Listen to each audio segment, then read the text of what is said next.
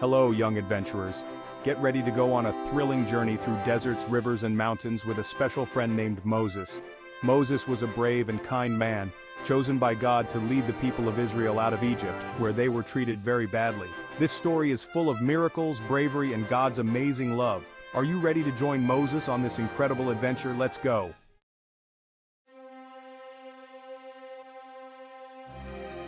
The baby in the basket. Long ago in the land of Egypt there was a baby boy named Moses. But oh no! The Pharaoh, the king of Egypt, was a mean ruler and didn't like the people of Israel. He made a terrible rule that all baby boys born to Israelite families should be taken away. But Moses' mother was clever and had a brave plan. What do you think Moses' mother did to protect him? Let's pretend we are Moses' mother. Take your hands and gently rock an imaginary baby, keeping him quiet so the Pharaoh doesn't find him. For 3 months Moses' mother hid him at home, but soon she knew she needed a new plan. She carefully placed him in a basket, making sure it was waterproof, and set it gently in the river, hoping that someone kind would find him. Imagine you are floating down the river. Close your eyes and sway back and forth, pretending you're the basket.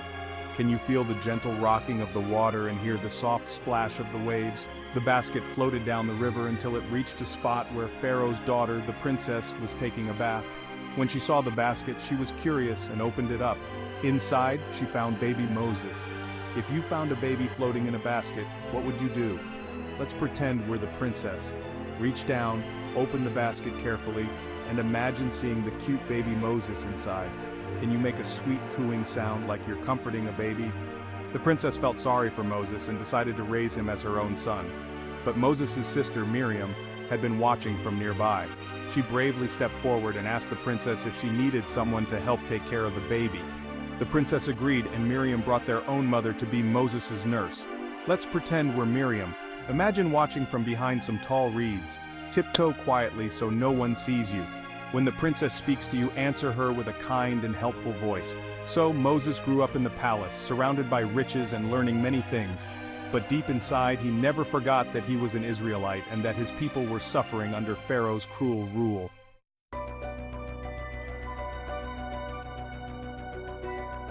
The man who fled to the desert. When Moses grew older, he began to notice how badly the Israelites were treated. One day, he saw an Egyptian beating an Israelite slave. Moses felt so angry that he stepped in to help and ended up hurting the Egyptian. What would you do if you saw someone being hurt? Let's pretend we are Moses. Make a strong, protective stance, like you are standing up for someone who needs help. Moses was scared when he realized what he had done. So he ran away from Egypt to a faraway desert land called Midian. There, he met a kind man named Jethro and married Jethro's daughter Zipporah. Moses became a shepherd, taking care of sheep in the peaceful desert. Let's imagine we're in the desert. Feel the warm sand under your feet and look around at the wide open space. Now, pretend to be a shepherd, gently guiding your sheep across the land. Can you make a sound like a sheep? Bah! Moses thought he would spend the rest of his life quietly in the desert, but God had a big surprise waiting for him.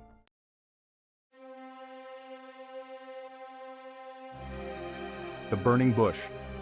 One day, as Moses was tending his sheep, he noticed something strange.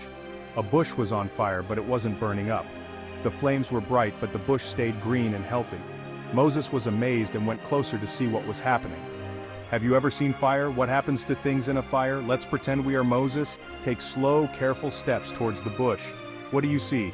Feel the warmth of the fire on your face and the ground under your feet as you get closer. As Moses got closer, he heard a voice calling his name from the bush. It was God speaking to him. Moses, Moses, God said. Let's imagine we hear God calling our name. Close your eyes and listen carefully. Now repeat after me. Here I am, God. Encourage the children to say it with you. God told Moses, take off your sandals, for you are standing on holy ground. Moses quickly obeyed and listened as God spoke to him. Take off your imaginary sandals. Let's walk carefully, remembering that this is a very special place. Feel the cool, soft ground under your feet. God told Moses that he had seen the suffering of his people in Egypt and wanted Moses to go back and lead them to freedom. But Moses was afraid. He didn't think he was strong enough or brave enough to do such a big job. Have you ever been scared to do something important? What did you do? Let's take a deep breath together, just like Moses did, to help us feel brave. Inhale slowly and exhale slowly. Now, say, with God's help, I can do anything. God promised Moses that he would be with him every step of the way. He even gave Moses special signs to show Pharaoh, like turning a staff into a snake and making Moses' hand change color. With these signs and God's promise, Moses finally agreed to go.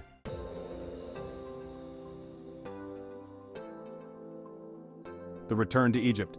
Moses packed his things and with his brother Aaron returned to Egypt. When they arrived, they went straight to Pharaoh's palace and delivered God's message. Let my people go. Let's say it together. Let my people go. Encourage the children to say it loudly and bravely. Do you think Pharaoh listened to Moses? Pharaoh was very stubborn and refused to let the Israelites go. So God sent a series of 10 plagues to show Pharaoh that he was serious. Each plague was a terrible disaster that affected only the Egyptians, while the Israelites were kept safe. Let's pretend we're part of the plagues. First, let's become a swarm of buzzing flies. Wave your arms like wings and buzz around the room. Now let's hop like frogs, filling the land with rivets. Finally, let's be a strong wind, blowing darkness across the land. Can you make the sound of the wind? Whoosh. After the 10th plague, which was the worst of all, Pharaoh finally agreed to let the Israelites go. Moses quickly gathered the people, and they left Egypt in the middle of the night. God guided them with a pillar of cloud by day and a pillar of fire by night. Let's follow the pillar of cloud during the day. Walk with Moses, looking up at the big fluffy cloud that's leading you. Now it's nighttime and the sky is dark. Follow the bright glowing pillar of fire as it lights your way. The Israelites were so happy to be free. They sang songs of joy and thanked God for rescuing them, but soon they reached the Red Sea, and their happiness turned to fear. Pharaoh had changed his mind and sent his army to bring them back. What would you do if you were trapped between a sea and an army? Let's pretend we're standing at the edge of the sea. Look out at the water stretching far and wide. Now turn and see the dust rising in the distance. The Egyptian army is coming closer.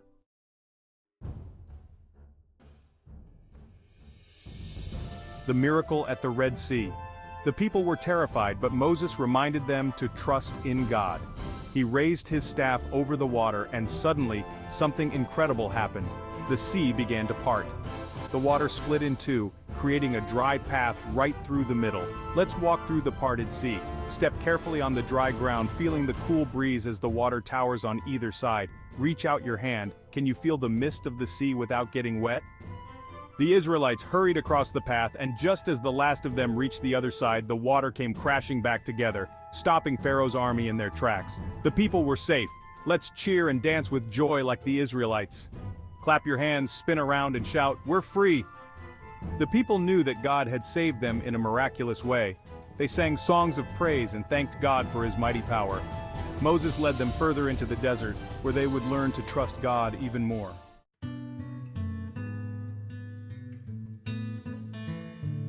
The journey through the wilderness. The Israelites traveled through the hot, dry desert, and soon they became hungry and thirsty.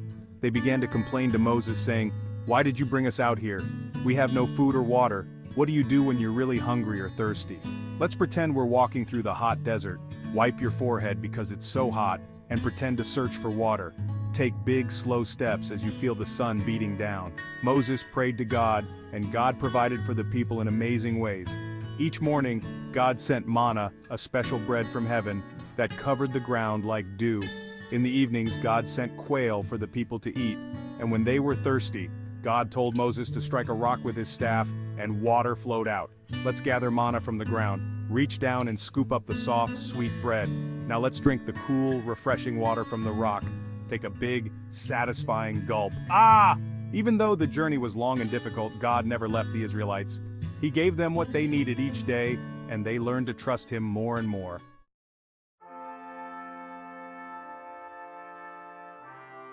The 10 Commandments.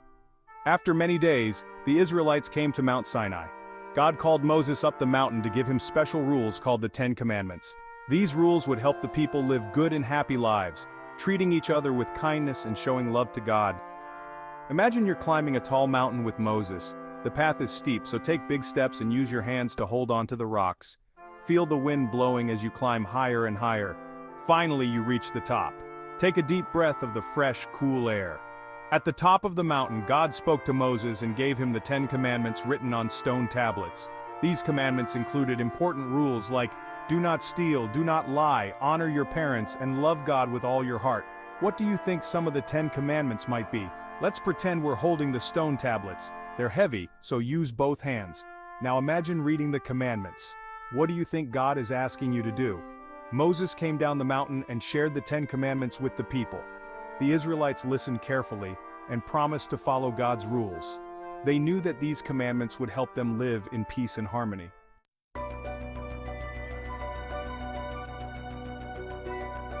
The golden calf. But while Moses was on the mountain, some of the Israelites grew impatient. They didn't want to wait for Moses, and began to worry that God had forgotten them. So they asked Aaron to make them a golden calf to worship instead. Have you ever felt impatient when you had to wait for something? What did you do? Let's pretend we're waiting with the Israelites. Cross your arms and tap your foot, feeling impatient. But remember, good things are worth waiting for. When Moses came down the mountain and saw the people worshiping the golden calf, he was very upset. He knew that the people had made a big mistake by turning away from God. Moses prayed for the people, asking God to forgive them, and reminded them to stay faithful to the one true God.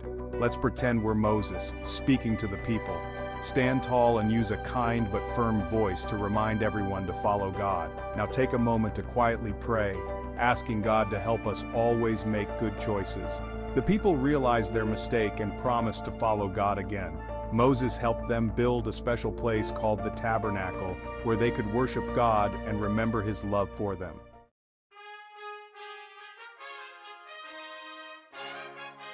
The Promised Land. After many years of wandering in the desert, the Israelites finally reached the edge of the Promised Land, a beautiful land filled with everything they needed. God told Moses that this would be their new home, a place where they could live in peace and freedom. Let's imagine we're standing on a hill, looking out at the Promised Land. What do you see? Green fields, flowing rivers, and tall trees full of fruit. Take a deep breath and feel the excitement of reaching this wonderful place. But before entering the Promised Land, Moses gathered the people one last time. He reminded them of everything God had done for them, and encouraged them to keep following God's commandments. If you were Moses, what would you tell the people? Pause for answers like trust God or be kind to each other. Let's pretend we're giving a speech like Moses. Stand tall and speak from your heart, telling everyone how important it is to love and trust God. Moses knew that his journey was coming to an end, but he was happy knowing that the people would finally have a place to call home. With a heart full of peace, Moses blessed the people and passed on his leadership to a young man named Joshua, who would guide the Israelites into the Promised Land.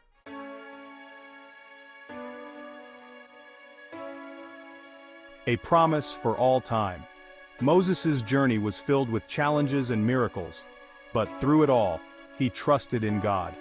He taught the people of Israel that no matter where they went, God would always be with them, guiding them and helping them. Let's close our eyes and think of a time when we needed help. Just like Moses, we can ask God for help anytime. Now open your eyes and look around at your friends and family. Remember, God is with all of us, guiding us just like he guided Moses. The story of Moses shows us that with God's help, we can be brave, we can overcome challenges, and we can help others. Your own adventure is just beginning, and God is with you every step of the way, just as he was with Moses. Thanks for watching, kids. If you like this story, then why don't you like, comment, share, and subscribe for more stories like this.